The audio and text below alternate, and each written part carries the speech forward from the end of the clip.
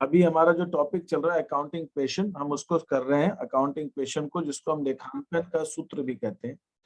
और उस accounting equation के क्वेश्चन में मुझे एक जो डाउट अभी पूछा गया है, मैं वो आपके सामने ले रहा हूँ।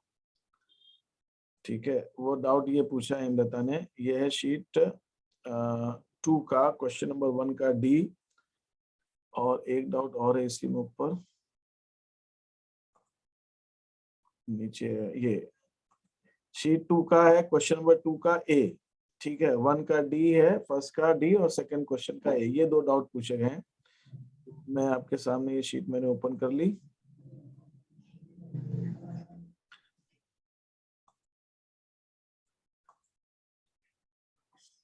ठीक है, अब ये क्वेश्चन नंबर 1 का D, she used her personal, देखिए ये सारे ट्रांजैक्शन उसी से जुड़े हैं जो मैंने कल आपको लैपटॉप वाला डाला था।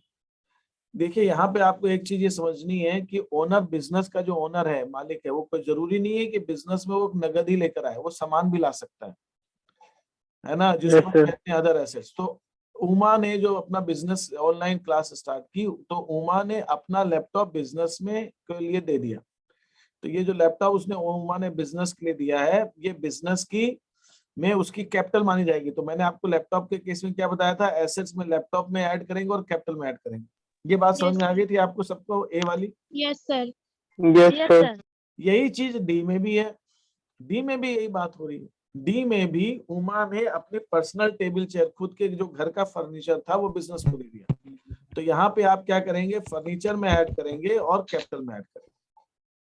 तो डी वाले केस में आपको फर्नीचर में 4500 ऐड करना है। ठीक है, 4500 यहाँ पे ऐड करना है और कैपिटल में ऐड करना है 4500, ये दोनों में ऐड होगा। Yes sir. ये डी वाले में, ये क्लियर है सर? हो गया। अब दूसरा क्वेश्चन है तुम्हारा ये वाला, सेकंड का ए, दूसरे क्वेश्चन का ए, ये वाला तुम्हारा डाउट है। जी सर। इस क्वेश्चन के अंदर ओनर जो है, मैं यहाँ पे इसको पेस्ट करके समझा देता हूँ, आपको समझ आ जाएगा। यहाँ पे जो है, इस क्वेश्चन को हम 2 ढंग से कर सकते हैं, इसको हम 2 ढंग से कर सकते हैं। यहाँ पर ओनर ने बिजनेस में 80,000 रुपए कैश लगाए और उसमें से आउट ऑफ विच माने उसमें से 40,000 बैंक में जमा कर दिए। तो एक एंट्री हो सकती है कि कैश में हम प्लस कर दें, ये मैं आपको उस हिसाब से करा रहा हूं जैसा आपको शीट 3 में करना है। कैश एसेट में प्लस 80,000, कैपिटल में भी आप प्लस करो, कैपिटल तो कैपिटल ही होती है, कैपिटल तो एक ही होती है।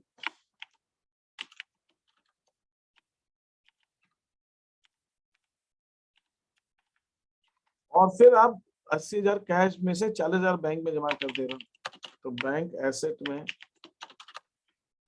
प्लस 40,000 और कैश एसेट में माइनस 40,000। एक तो तरीका आपके पास ये, तो आखिर 80,000 कैश आया, 40,000 निकल गया, तो 40,000 ही बचा। दूसरा इसको करने का तरीका ये है, दूसरा तरीका ये है कि हम एक ही साथ दिखा दें, कैश में हम प्लस करें 40,000। सर 40,000 में एक शून्य नीचे वाले में कैश में नहीं है। सॉरी, अच्छा ठीक है ना, वो आप समझ गए।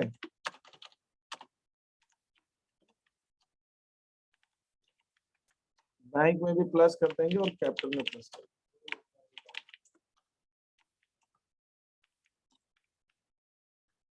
कैपिटल में प्लस कर दें, कैश में प्लस कर दें, बैंक में। ये हो गया 40,000, अब इसको 40, बस ठीक है, ऐसा कर। अब जो भी है, तो हम अपने इस ट्रांजैक्शन को दोनों ढंग से लिख सकते हैं, पहले कैश में जोड़ें, फिर कैश में घटा के बैंक में जोड़ दें, और या फिर हम कैश में 40,000 ही जोड़ें, बैंक में 40,000 जोड़ दें और कैपिटल में 80,000। कैपिटल तो चाहे हम कोई भी तरीका अपनाएं, दोनों केस के अंदर इन दोनों में कैपिटल तो 80,000 से ही आएगी, दोनों में कैपिटल 80,000 से आएगी। आप कुछ पूछना है किसी को इसके अंदर कोई चीज? No sir. No sir. नहीं सर। 5 हाँ, क्या कह रहे हैं? सीट नंबर 3 है ना सर, उसका 5वां वाला। अच्छा, शीट नंबर 3 का 5वां वाला, ओके, शीट नंबर 3 का 5वां वाला, ओके, शीट नंबर 3 का 5, ये ई वाला? Yes sir. ये वाला ना। तो इसमें हमने मशीनरी कितने की खरीदी है ये बताइए। 30 30 सॉरी सर। 30,000 की 30 मशीनरी, हजार की सर। हाँ सर। 30,000 की हमने मशीनरी खरीदी है, ठीक है। तो ये वाला क्वेश्चन इसको मैं हाईलाइट कर देता हूँ। इसको हमने 30,000 की मशीनरी खरीदी। 30,000 तो मशीनरी में आप एसेट के अंदर मशीनरी में 30,000 आप प्लस कर दो।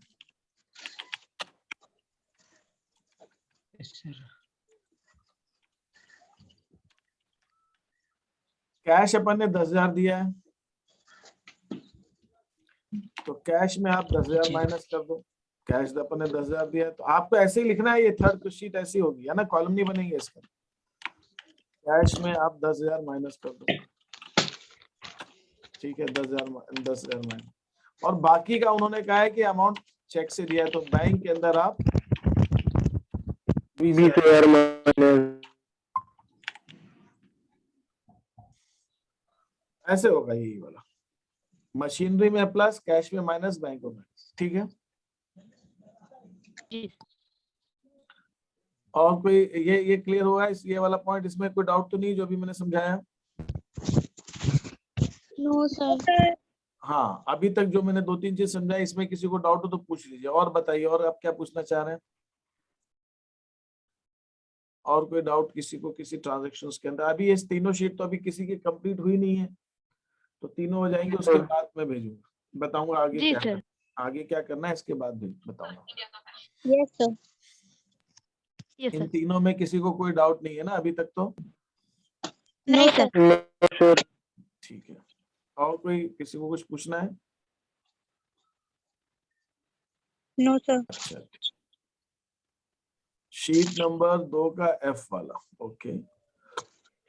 शीट नंबर 2 आ गया। अच्छा नहीं, शीट नंबर 2 ही तो है ये। हाँ, शीट नंबर 2 में क्वेश्चन कौन सा है? मिस्टर किसका? मिस्टर सी। रुकिए सर, देख रहे हैं।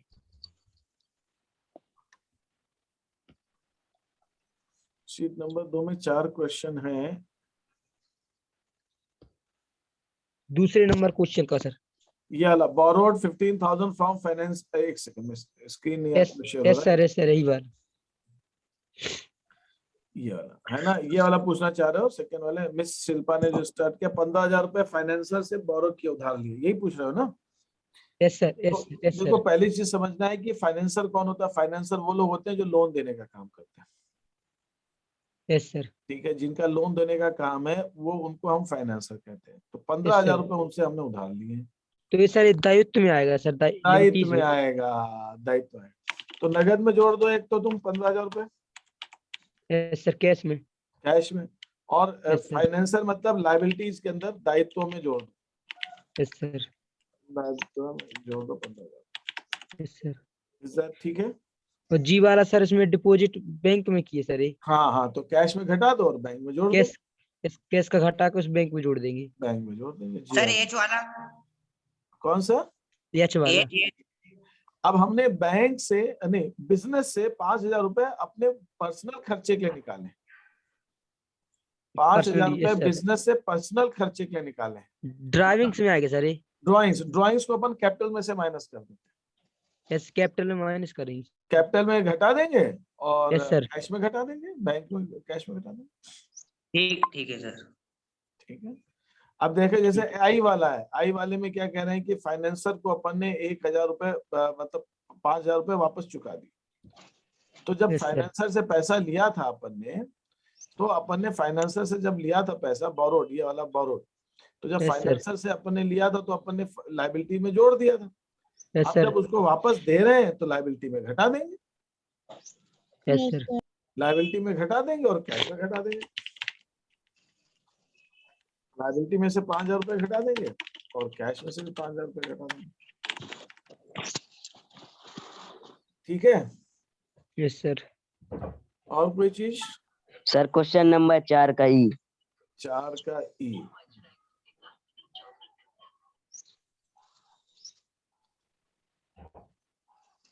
अब देखिए यहाँ पे क्या बोला है, बैंक से ऑफिस में खर्च करने के लिए, ऑफिस यूज मतलब ऑफिस में खर्च करने के लिए बैंक से निकाला है, पर्सनल काम के लिए नहीं निकाला, ऑफिस में खर्च के लिए बैंक से निकाला। तो अपन क्या करेंगे, बैंक में माइनस करेंगे 3000 रुपए, 3000 है सर। बैंक में करेंगे। और ऑफिस यूज के लिए जब निकालते हैं तो ऑफिस में यूज के लिए मतलब कैश, ऑफिस में नगद लेके आया, ऑफिस में काम होगा, ऑफिस में कुछ काम था उसके लिए नगद बैंक से निकाला तो कैश में जोड़ देंगे। अब जब जिस चीज में खर्च करेंगे उसमें घटाए उसमें कर लेंगे, लेकिन अभी तो हम कैश में ऐड करेंगे। सर ऑफिस अकेला ऑफिस का नहीं बना सकते? नहीं, ऑफिस का, ऑफिस में काम का, ऑफिस में जो काम के लिए पैसा उसको नगद ही बोलते हैं। ऑफिस में काम के लिए खर्च करने के लिए जो पैसे रखे हैं उसको कैश ही बोलते हैं। Okay sir. सर इक्विपमेंट का बनाएंगे सर, अलग से बनाना पड़ेगा? इक्विपमेंट का अलग से बनाएंगे, मशीनरी इक्विपमेंट एक में डाल दो चाहो तो। अब देखिए जैसे सर एक बार इसका, हाँ सर, क्या चीज, सर एक बार इसका स्ट्रक्चर बना के बता दीजिए सर। बता देता हूँ, वो बता देता हूँ। अब जैसे ये पहले वाला जो क्वेश्चन है, पहले वाले क्वेश्चन में हमने बिजनेस स्टार्ट किया, उसमें नगद लेके आए, इतना बैंक में लेकर आए, इतना फर्नीचर लेकर आए, इतनी की मशीनरी लेकर आए। तो हम क्या करेंगे, इसके अंदर इन सब में जोड़ देंगे। कैश में 12,000 रुपए जोड़ेंगे, बैंक में 23,000 रुपए जोड़ेंगे, फर्नीचर में हम 7,500 रुपए जोड़ेंगे और मशीनरी में जोड़ेंगे, और इन सब का जो टोटल है 12,000 कैपिटल में लिखेंगे? वो कैपिटल में जोड़ देंगे। Yes sir. कैपिटल जोड़ना। तो अब आप पूछ रहे हैं इसको हमको कैसे, इसका स्ट्रक्चर, वो अकाउंट, वो कॉलम बनेंगे, वो देखना है आपको, तो मैं दिखा देता हूँ, कोई दिक्कत नहीं।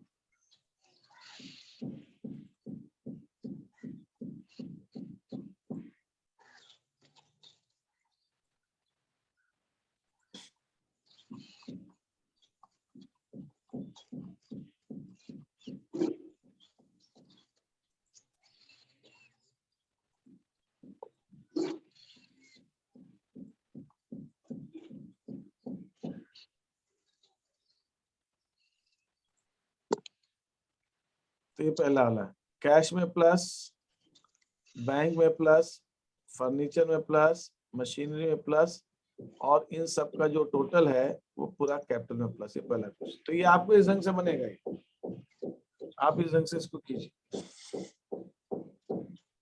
ठीक है। बस अब आप ट्राई कीजिए, फिर मुझे बताइए।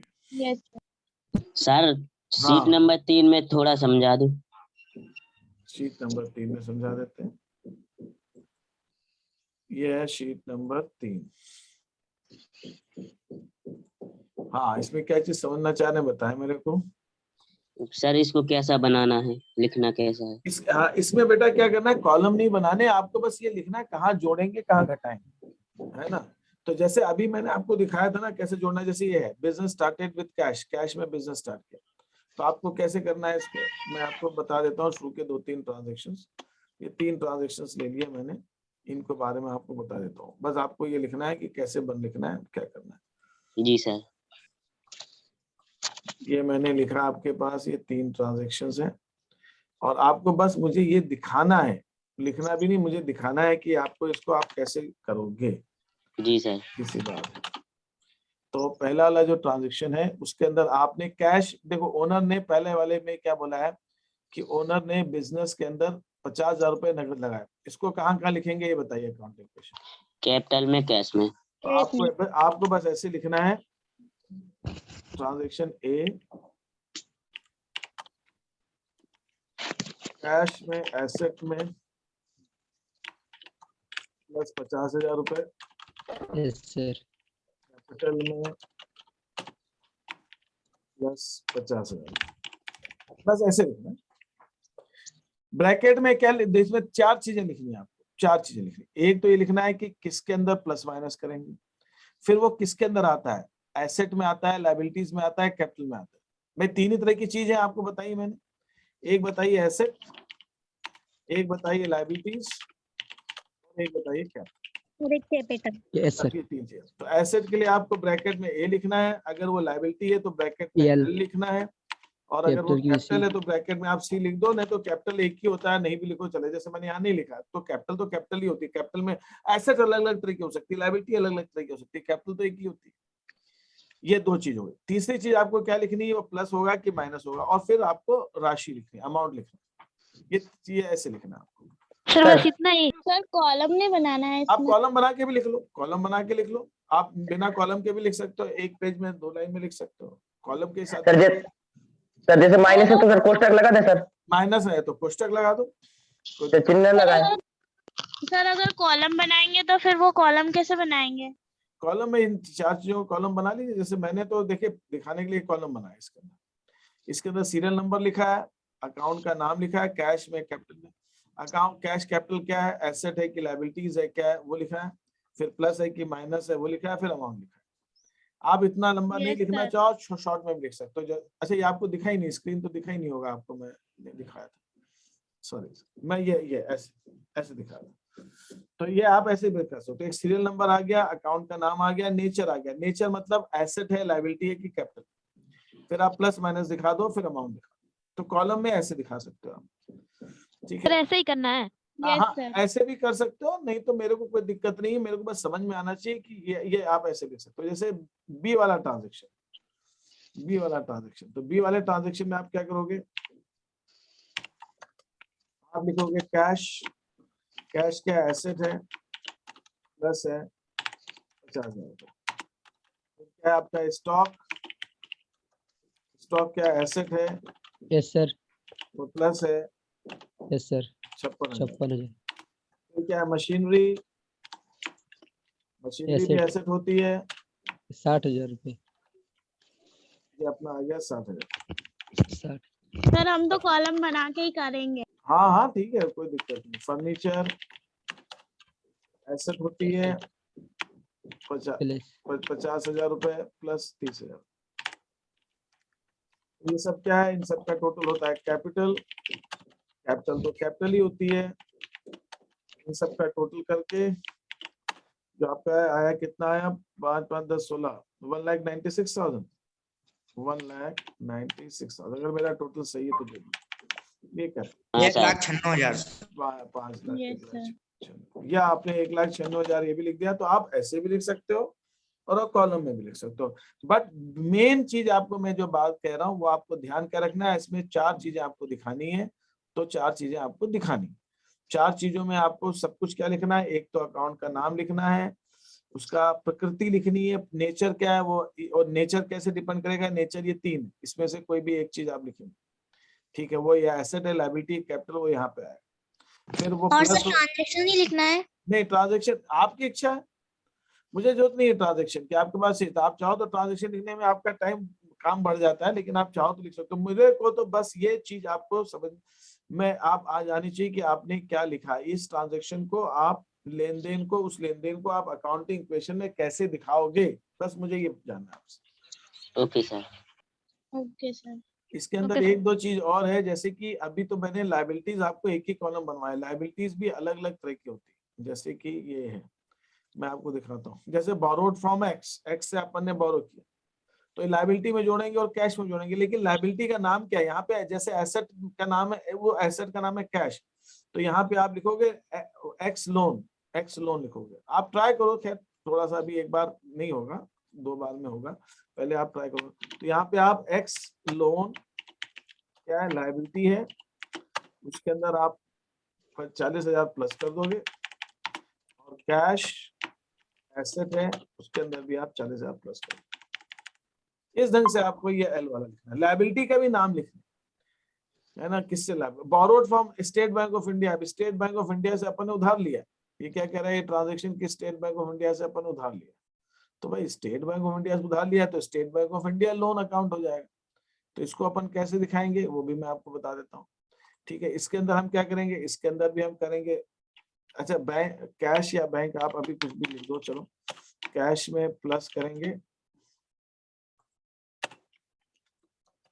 प्लस करेंगे, कितना प्लस करेंगे, 50,000 रुपए। और SBI loan, SBI state bank of India loan, ये क्या है, लायबिलिटी, इसके अंदर भी अपन 50,000 प्लस करेंगे।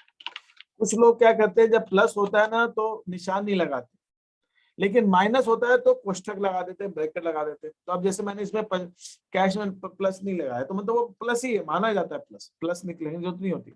लेकिन अगर माइनस होता है तो मेरे लिए कोष्ठक लगाना या माइनस का निशान लगाना जरूरी था। तो ऐसा भी होता है, ये तरीके, मुझे कैसे में कोई प्रॉब्लम नहीं है, आप कैसे भी करो, लेकिन मुझे वो बस आपको अच्छे से ये मुझे बताना है कि वो आ रहा है कि जा रहा है, घट रहा है कि प्लस हो रहा है, माइनस हो रहा है, और नाम क्या है और उसका नेचर क्या है, प्रकृति क्या है, एसेट है, लायबिलिटी है, कैपिटल है, ये चीजें एकदम क्लियरली आनी चाहिए। ठीक है, तो यहाँ पे आप कोशिश ये करेंगे कि लायबिलिटी का नाम भी लिखेंगे।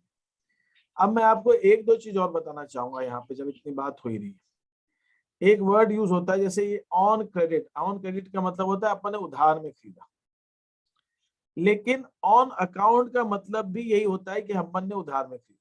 ऑन अकाउंट जहां लिखा है इसका मतलब उधार में खरीदा। हमें ये तीनों ट्रांजेक्शन MNO तीनों उधारी के ट्रांजेक्शन हैं, हमें उधार में खरीदा। इसको कैसे करना है वो भी मैं बता देता हूँ। MNO ये ट्रांजेक्शन, ये तीन मैंने ले लिया था।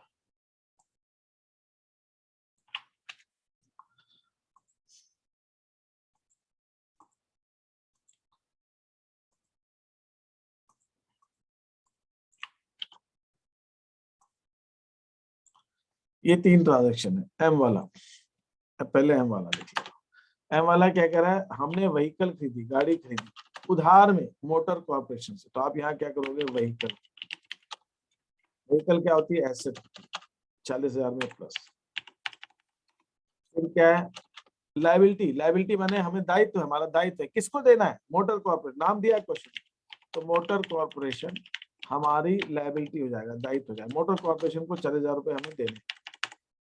तो आप ये एम वाले क्वेश्चन को ऐसे करेंगे। फिर एन, ऑफिस इक्विपमेंट खरीदा उधार में ऑफिस ऑटोमेट से। तो ऑफिस इक्विपमेंट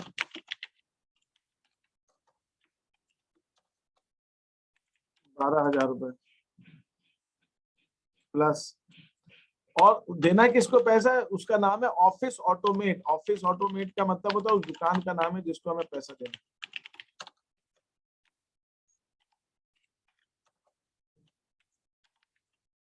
ये 12,000 हमने लायबिलिटी में भी जोड़ दिया, लेकिन लायबिलिटी का नाम है ऑफिस ऑटोमेट, उस दुकान का नाम।